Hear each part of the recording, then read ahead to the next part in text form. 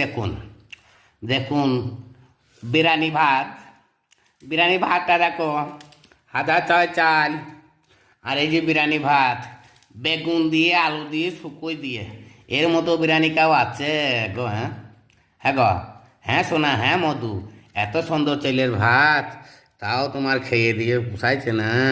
হুম, দেখো দেখিনি, হ্যাঁ, মানুষের কিরকম মনোভাব দেখো। এই দেখো কত বড় বড় আলু, এই দেখো কলো কলো বেগুন, আর এই দেখো চিংড়ি মাছের শুকুই।